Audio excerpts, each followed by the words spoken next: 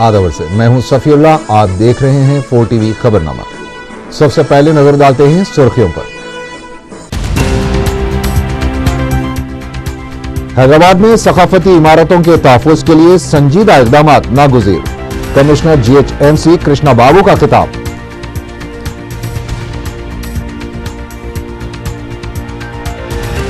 चेन्ना रेड्डी ने एक बार धोखा दिया, केसीआर रोज तेलंगाना अवाम को धोखा दे रहे हैं, तेलुगुदेशम का इल्जाम।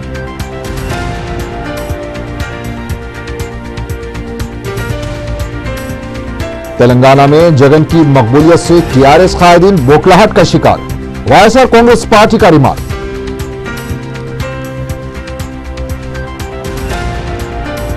राजेंद्र नगर पुपलागोड़ा आतिशबाजी वाकये में 6 अफराद बशमुल एक नौमौलूद फौत, वज़ीर दाखिला ने तहकीकात का दिया हुक्म।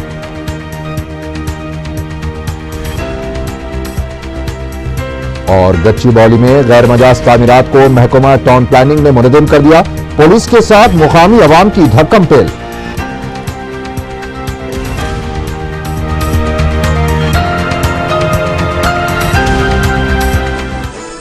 और अब खबरें तफसील से।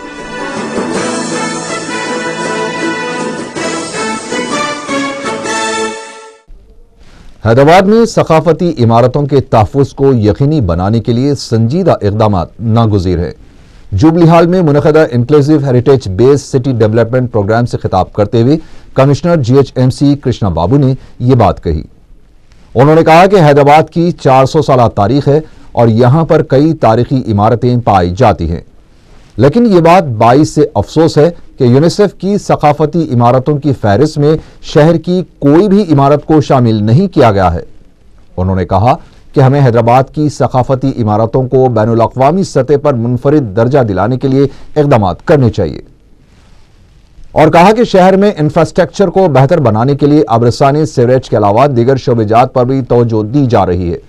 कृष्ण बाबू ने कहा कि सकाफती इमारतों के तहफ़्फ़ुज़ के लिए हमें आसपास के माहौल को भी बेहतर बनाना चाहिए ताकि सकाफती इमारतों को किसी भी तरह का नुकसान न हो।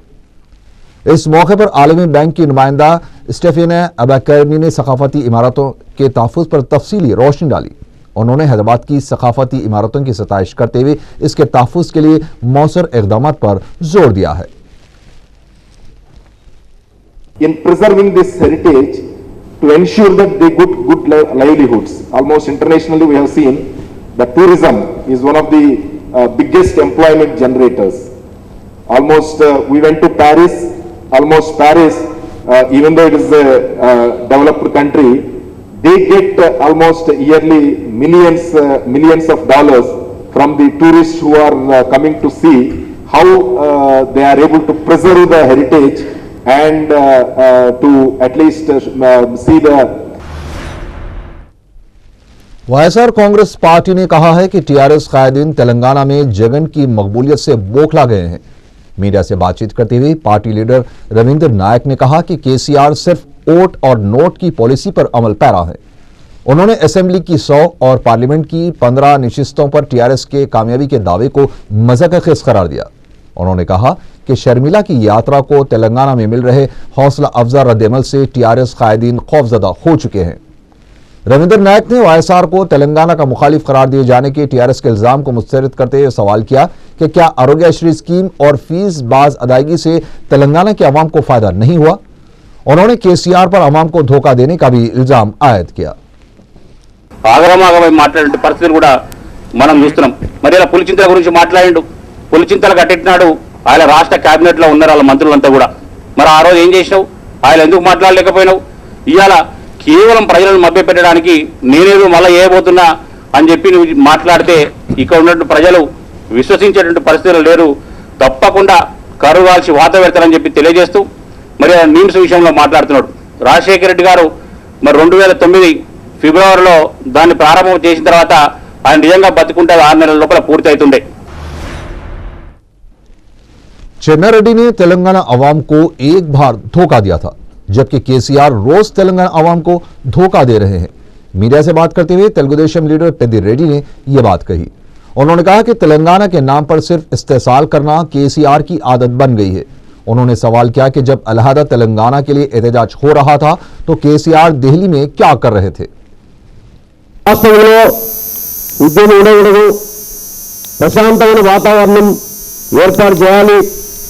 ఎవరైనా ఉద్యమం ఉన్న వాళ్ళందరూ కూడా ఏ పద్ధతి అవలంబిస్తారో తెలియదు కానీ వాళ్ళందరూ కూడా ఉద్యమం నుంచి దూరం చేసి మేము కూడా పార్లమెంటు కాకుండా పార్లమెంట్లో కూడా తెలంగాణ విషయం అడగకుండా 2014లో ఎన్నికల కొరకు ఒక రాష్ట్రంలో ఒక అపోజిషన్ పార్టీని తిప్పడం కొరకు అంత శ్రమపడి అంత సమావేశం పెట్టుకోవాల్సినంత అవసరం ఉండాలని చెప్పి ప్రశ్నిస్తా ఉన్నా. రోజు ప్రెస్ కాన్ఫరెన్స్లో మాట్లాడగలిగే కదా, నాకంత బహిరంగంగా పెట్టి మాట్లాడుతున్న అవసరం వచ్చింది. रियासती वजीर शैलजा नाथ ने ST-SC सब प्लान की मंजूरी पर वजीर आला किरण कुमार रेड्डी का शुक्रिया अदा किया। मीडिया से बात करते हुए शैलजा नाथ ने कहा कि ST-SC के बजट के मौसर इस्तेमाल के लिए सब प्लान की मंजूरी खुश आइन बात है। उन्होंने सब प्लान पर असेंबली का खुसूसी इजलास तलब किए जाने का भी खैर मकदम किया है। उनका कहना था कि हुकूमत के इस इकदाम से सैकड़ों SC-ST तबके का फायदा होगा।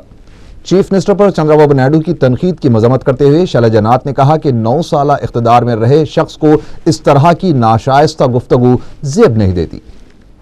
నిన్న ముఖ్యమంత్రి గారు కిరణ్ కుమార్ రెడ్డి గారు 9-10 చదివే పిల్లలకు దాదాపు 5,60,000 మంది SC-ST పిల్లలకు ఎప్పుడో చాలా కాల క్రితం వచ్చే మధ్యలో అన్ని ప్రభుత్వాలు ఆపేసి ఉన్నాయి. 2 సంవత్సరాలు పూర్తయిన సందర్భంగా అనుకోవచ్చు, లేకపోతే సందర్భంగా అంటే ప్రభుత్వం ఎస్సీల పట్ల ఎస్టీల పట్ల తనకు నిబద్ధతలో భాగంగా ప్రత్యేకించి కాంగ్రెస్ పార్టీ విధానాలతో ప్రభుత్వాన్ని నడిపిస్తున్న ముఖ్యమంత్రి గారు 5,60,000 మంది పిల్లలకి లాభం కలిగే విధంగా ప్రత్యక్షంగా ఉపకార వేతనాన్ని మంజూరు చేసిన విషయాన్ని ఇక్కడ గుర్తు చేసుకుంటూ వారికి ధన్యవాదాలను తెలియజేస్తా ఉన్నాను.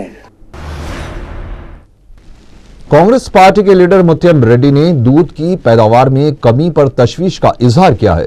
CLP में मीडिया से बातचीत करते हुए उन्होंने कहा कि हुकूमत डेयरी सनत से वाबस्ता किसानों को खातिर ख्वाह सब्सिडी नहीं फराहम कर रही है। धान और कपास के किसानों की तरह डेयरी सनत के किसानों की भी हौसला अफजाई होना चाहिए। उन्होंने अफसोस का इजहार किया कि पार्लियामेंट में इस अहम मसले पर किसी भी रुकन ने तवज्जो नहीं दिलवाई।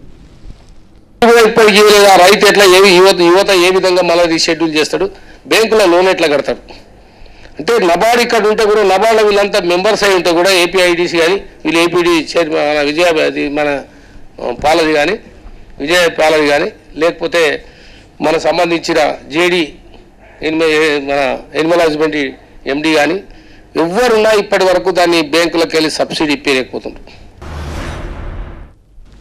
TRS कायदीन ने इल्जाम लगाया है कि तेलुगुदेशम के तेलंगाना कायदीन चंद्रबाबू नायडू की खुशनुदी के लिए KCR पर तनकीद कर रहे हैं। मीडिया से बात करते हुए के ईश्वर ने कहा कि ओहदों की आस में तेलुगुदेशम के तेलंगाना कायदीन TRS पर बेबुनियाद इल्जामात आयद कर रहे हैं। इन कायदीन ने कहा कि तेलंगाना मुखालिफ और तेलंगाना अवाम के जज्बात से खेलने वाले चंद्रबाबू नायडू की हिमायत करने वाले कायदीन तेलंगाना के गद्दार हैं। एक और TRS लीडर रविंदर रेड्डी ने खम्मम में तेलंगाना जज्बात ना पाए जाने के तेलुगुदेशम लीडर नामा नागेश्वर राव के रिमार्क की शदीद मजम्मत की।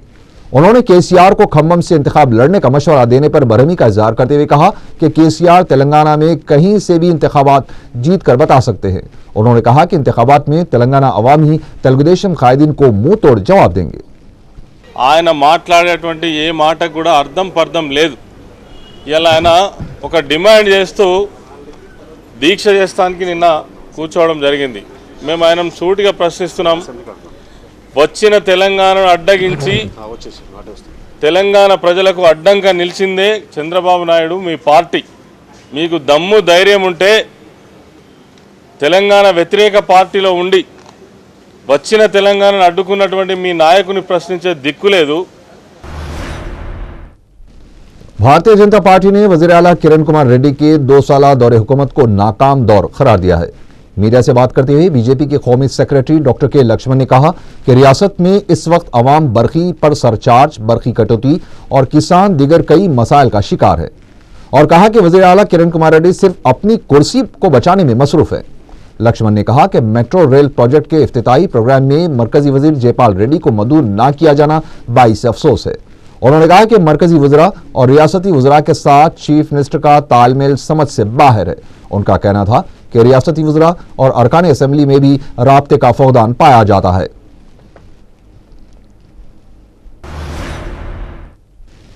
तेलुगुदेशम के सदर नारा चंद्रबाबू नायडू की आ रहा हूं आपके लिए पदयात्रा जिले मेदक में 9वें दिन में दाखिल हो गई है।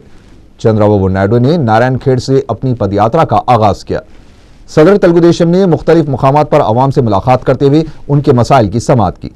अवाम से खिताब करते हुए चंद्रबाबू नायडू ने कहा कि उनके मसाइल की समाअत और यकसुई के लिए ही उनके पास आए हैं। इस मौके पर उन्होंने हुकूमत को तनकीद का निशाना बनाते हुए कहा कि बरखी कटौती से किसानों को शदीद मुश्किलात का सामना करना पड़ रहा है और आफात समावी से हुए नुकसानात की पाबेजाई में भी हुकूमत नाकाम रही है। टीआरएस सरबराह के चंद्रशेखर राव को तनकीद का निशाना बनाते हुए चंद्रबाबू नायडू ने कहा कि टीआरएस सरबराह खुद मसले तेलंगाना पर दोहरा मौकूफ इख्तियार किए हुए हैं। అందులో మనకు ఎన్ని మోసాలు చేయాలో మీరంతా కూడా గిరిజనులు, మీకు రాజ్యాంగ పరంగా ఒక రక్షణ ఉంది, గిరిజనులకు న్యాయం చేయాలని, అవి కూడా చేయడం. ఇవన్నీ చూసిన తర్వాత మీ పిల్లలు మరి బాగా చదువుకుంటా చదివిస్తే వాళ్ళు చదివించే పరిస్థితి లేదు. చదువుకున్న పిల్లలకు ఉద్యోగాలు రావడం అదొక సమస్య. ఈ పేదలకు పూర్తిగా వ్యతిరేకపడితే అధికంగా ఏమైందంటే మొన్న ఒక పాలసీ అనౌన్స్ చేశాం గిరిజనులకి. లంబాడాలకైతే ఈ లంబాడా ప్రాంతాలన్నీ కలిపి 500 జనాభా ఉంటే ప్రత్యేకమైన పంచాయతీ పెట్టి మీరే పంచాయతీ బోర్డు అధ్యక్షులు అవుతారు. మీ గ్రామాన్ని మీ ప్రాంతాన్ని మీరే అభివృద్ధి చేసుకునే విధంగా ఒక కార్యక్రమం చేపడతాం. అన్ని वायएसआर कांग्रेस पार्टी की लीडर शर्मिला की पदयात्रा जिले महबूब नगर में जारी है। शर्मिला ने इस मौके पर आवाम से खिताब करते हुए इस बात को दोहराया कि वाईएस जगनमोहन रेड्डी वायएसआर के ख्वाबों और मकासद को पूरा करेंगे। उन्होंने फिर एक बार जगन की गिरफ्तारी के लिए कांग्रेस और तेलुगुदेशम को जिम्मेदार करार दिया।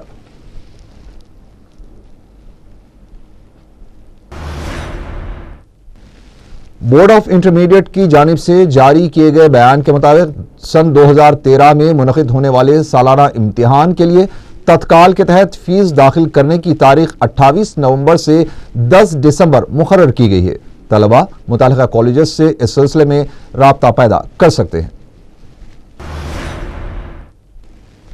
रुकन असेंबली नामपल्ली मोहम्मद विरासत रसूल खान ने झिर्रे के मोहल्लेजात अलीनगर और शहीद नगर में 36 लाख रुपयों के तरक्याती कामों का इफ्तिताह अंजाम दिया। रुकन बल्दिया जाकिर बाखरी के साथ रुकन असेंबली ने NP2 पाइपलाइन, CC रोड और BT रोड के तरक्याती कामों का इफ्तिताह किया। इस मौके पर उन्होंने अवाम से मुलाकात करते हुए उनके मसाइल भी दरियाफ्त किए।